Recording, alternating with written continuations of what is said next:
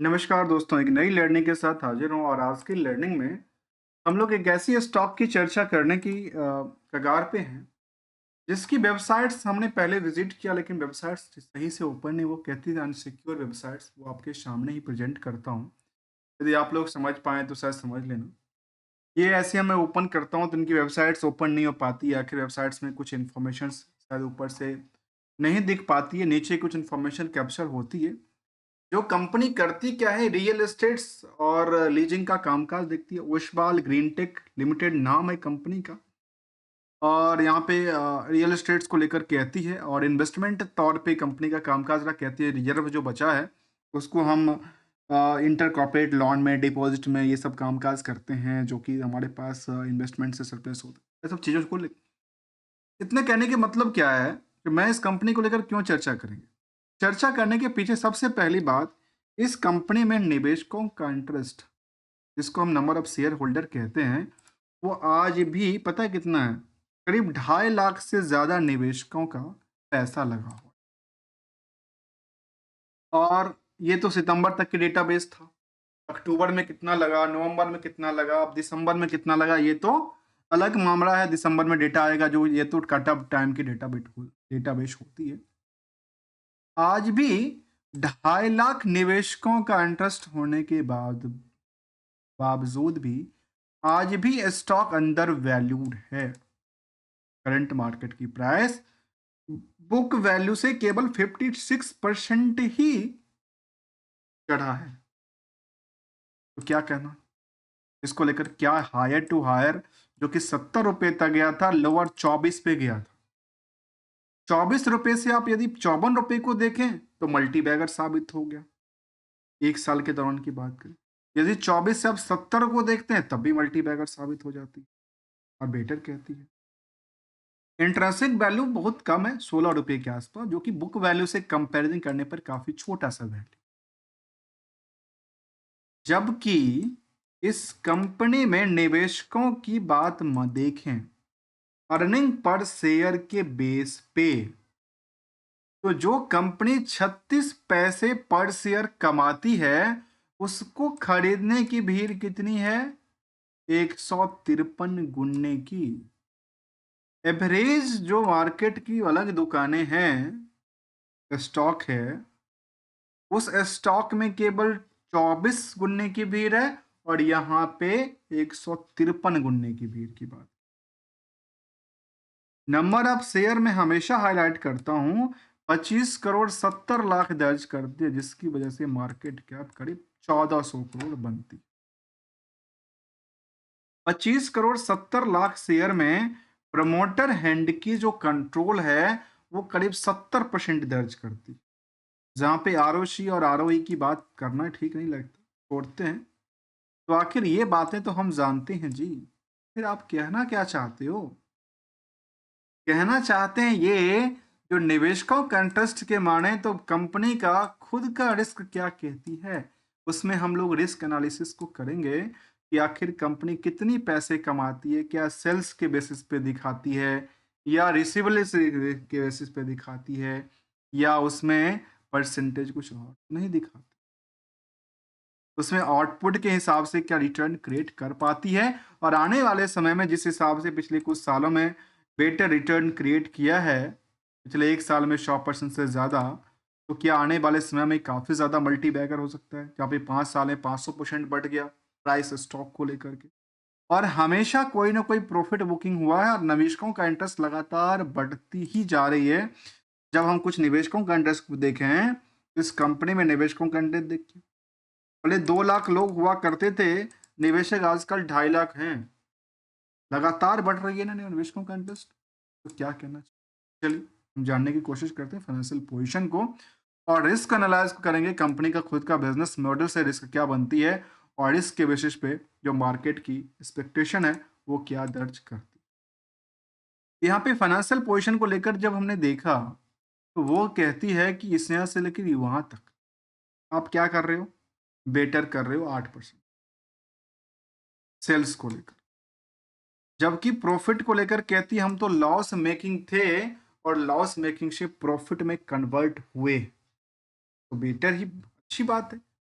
जब कोई loss making से प्रॉफिट मेकिंग कन्वर्ट होगा तो मार्केट की नई सस्टेनिटी बनती है। लेकिन आपने ईयरली ग्रोथ की तरफ जैसे ही मूव किया, इनका ट्रेंडिंग तो नीचे की तरफ जा रही है फाइनेंशियल पोजीशन को लेकर के, जबकि प्रॉफिट की नंबर तो सीधा सा धड़ाम गिर जाती है 23 के 24 के आंकड़ा के बेस। तो फिर मार्केट की नई रणनीति क्या हो सकती है? और लास्ट 2 महीने की दो क्वार्टर के डेटाबेस कहते हैं कि आप तो सस्टेन करने के लिए लगता है। जबकि नंबर डेटाबेस कहती है कंपनी का तो 14-15 करोड़ की टर्नओवर क्रिएट करती है लास्ट 3 महीने में। और जो लॉस मेकिंग था खासकर कुछ क्वार्टर में, बहुत पहले से लॉस मेकिंग नहीं था, लॉस मेकिंग कंपनी नहीं थी, प्रॉफिट मेकिंग था। 2 क्वार्टर में इसका लॉस मेकिंग हो गया। लॉस के पीछे वजह क्या था? ऑपरेशन से ही लॉस हो। इन्होंने सस्टेन किया, अदर सोर्स ऑफ इनकम इनके पास ठीक ठाक है, कर्ज की सिचुएशन थोड़ा सा कम की बर्डन बनाती है। ईयरली ग्रोथ कहती है कि आपने सेल्स को लेकर के बेटर तो करना चाहिए था, जो 112 करोड़ 170 16 करोड़ तक जंप किया, वहां तक तो पहुंचे नहीं। और प्रॉफिट की ट्रेंडिंग आपकी ऐसे गिरता जा रहा। लेकिन अभी लास्ट 12 महीने की डेटा है पहले के पिछले फाइनेंशियल ईयर के कंपैरिजन करने। तो केवल और केवल हम लोग नेट प्रॉफिट मार्जिन को देखें या नेट इनकम मार्जिन को देखें, इन्वेस्टमेंट कंपनी के तौर पे कंपनी कामकाज करती है और ये दर्ज करती है जो हमारे जो ऑपरेटिंग प्रॉफिट मार्जिन है वो उसमें गिरावट है, नेट प्रॉफिट मार्जिन में गिरावट है और नेट रिवेन्यू सोर्स में भी गिरावट है। तो ये क्या सेंटीमेंट दर्ज करती है? सेल्स भी गिरा, ऑपरेशन भी गिरा और प्रॉफिट ही गिरा। तो 26% के बजाय यदि हम इनके नेट इनकम मार्जिन को देखें तो कहती है 10% का आंकड़ा। अब ये क्या कहती है? क्या वो वही कंपनी था ना जिसको हम स्टडी कर रहे हैं, जिसका नाम है ओस्वाल ग्रीनटेक? आपस में इतनी बड़ी गैप क्यों है? पता है गैप की वजह क्या है? गैप की वजह है इनकी other source of income. Other source of income company ने 24 करोड़ का दर्ज करती है लास्ट 12 महीने में, जिसकी बेसिस पे हमने नेट इनकम मार्जिन कैलकुलेट किया तो समझ में आया कि कंपनी ओवरऑल अपनी बिजनेस और सभी इनकम को मिला करके देखा है तो 10% ही सेव करती है। अर्थात यदि आप प्रॉफिट को नंबर को देखेंगे कंपेयर करके अदर सोर्स ऑफ इनकम से, तो लगता है कि अदर सोर्स ऑफ इनकम से ही उसमें से भी सी लॉस खत्म हो गई। इसीलिए एक तरफ हमने नंबर ऑफ नेट प्रॉफिट देखा, एक तरफ हमने नेट इनकम मार्जिन को कैलकुलेट करके समझा। अब आते हैं रिस्क को। रिस्क में क्या क्या बातें शामिल है? सबसे पहला नंबर ऑफ डे को लेकर के, तो नंबर ऑफ डे बिल्कुल साइलेंट है, कोई बात नहीं। अब आते हैं बैलेंस शीट और उसमें केवल और केवल हम लोग जब देखते हैं ना कंपनी का, जब इन्वेस्टमेंट कंपनी है उनकी डेट्स क्या थी? बिल्कुल फ्री थी। करंट रेशियो के नंबर देखिए कितना लाजवाब है। और लाजवाब क्यों मैं कह रहा हूं? बहुत बड़ी नंबर की बात करी 25.6 का। क्या इसको लेकर के इसको हिट तो नहीं किया? ये हो सकता है। चलिए उनको भी जरा चलने समझने की कोशिश कर। तो कंपनी के पास जो कर्ज है वो कितना है? केवल 4 करोड़ का। रिजर्व अच्छी खासी है। 4 करोड़ के कर्ज से कंपनी इतनी बड़ी साम्राज्य खड़ी कर ली। क्यों? इन्वेस्टमेंट कंपनी पास फिक्स एसेट्स भी है। मार्केट में इनके पास इन्वेस्टमेंट इन्होंने 228 करोड़ का किया और अदर एसेट्स की नंबर काफी ज्यादा कहती है। उसमें कौन सी नंबर की बात की? एक तो कहते इन्वेंटरीज पड़ा हुआ है, दूसरा उन्होंने लोन दिया खास करके जो 1000 करोड़ से ज्यादा की बात कहती है। कितने की? 1000 करोड़ से ज्यादा की बात कहती है। और अदर एसेट्स में इन्होंने 800 करोड़ के आसपास नंबर को रखा। ये इनकी क्या दिखाती है? अपडेट दिखाती जो आप कर्ज को लेकर के जो कह रहे थे जो हमारे पास जीरो है उसमें 4 करोड़ तो है और 4 करोड़ में भी आपने 2 करोड़ और कर्ज ले लिया। अपने कर्ज लिया क्यों? जब आपके पास इतने सारे फंड थे ही तो फंड कर्ज लिया क्यों? अदर अदर एसेट्स भी, अदर लायबिलिटी भी बढ़ गई। इसको यदि हम निवेशकों के इंटरेस्ट से जाने तो वो कहती है कि यहाँ पे 70% की होल्डिंग नियरली प्रमोटर, और किसी जमाने में DFI की होल्डिंग हुआ करता था, नहीं है। DI की होल्डिंग नहीं के मुताबिक की बात कहती है। पब्लिक की होल्डिंग 30% दर्ज करती है, जिसमें कुछ बड़ी कंपनीज का नाम जिक्र करती है, 1-2% के आसपास की होल्डिंग है। रेस्ट 2.5 लाख से ज्यादा निवेश आम निवेशकों का बात रखती है। पीयर्स के मुताबिक बजाज फाइनेंस जैसे कंपनी शामिल है, और इन सभी कंपनियों की रफ्तार में यदि निवेशकों का कहीं सबसे ज्यादा क्राउड बनी है स्टॉक खरीदने को लेकर के, तो उनका नाम है कुशबाल ग्रीनटेक, जिसमें अर्निंग पर शेयर के बेसिस पे कई गुने की भीड़ खड़ी है, और आज भी भीड़ के बावजूद भी स्टॉक की करंट प्राइस बुक वैल्यू से अंडर वैल्यूड के श्रेणी में आता है।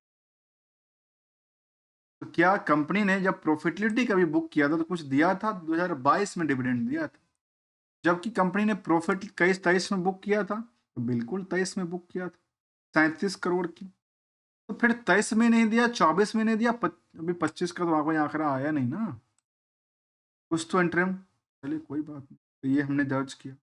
इसको लेकर के जब एनालिसिस पार्ट को देखा जाए तो पिछले 5 सालों में इसकी स्टॉक में लगातार भारी भरकम खरीदारी देखने को मिला है, और लगातार इनकी स्टॉक लगातार क्या हो रही है, बढ़ती जा रही है, बढ़ती बढ़ती 500% रफ्तार पकड़ लिया। एक छोटी सी स्टॉक जो कितना का, करीब करीब 9 रुपए का होगा उस टाइम पे, आज वो 500% बढ़ के 5 सालों में 500% की वृद्धि दर्ज करती है, और बढ़ के बेटर साबित हो जाती है। ये हमने इसको समझने की कोशिश की। जब कोई मार्केट में ट्रेंड आपकी किसी स्टॉक की अप ट्रेंड हो, तो उसमें मौका क्या कहता है? मौका मौका कहता है। अप ट्रेंडिंग में आप सस्टेन कर पाओगे, मार्केट में आप बने रह सकते हैं।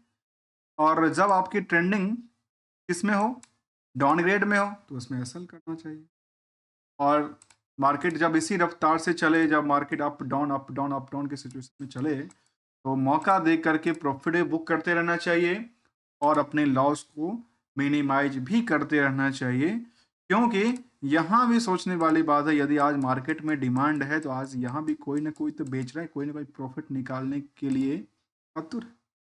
उनको लगता है कि यहाँ से निकलेंगे तो किसी और कंपनी में 400% कमा लेंगे, क्योंकि मार्केट में नंबर ऑफ कंपनी की कमी नहीं है, और ना ही परसेंटेज ऑफ रिटर्न की कमी है मार्केट में। इसीलिए यहाँ पे कोई बेचते हैं और किसी दूसरे स्टॉक लेते हैं। मिलेंगे कुछ नई स्टडी के साथ विदाउट किसी रिकमेंडेशन और एडवाइजरी को लेकर के। तब तक के लिए thanks for the joining us.